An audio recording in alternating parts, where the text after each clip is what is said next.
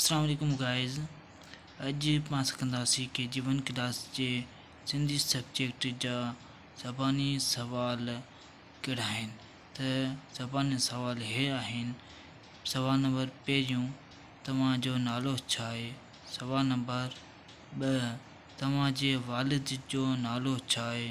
सवाल नंबर 3, तव्हांजी ज़ात कहिड़ी आहे? सवाल नंबर 4, तव्हांजे उस्ताद जो नालो छा आहे?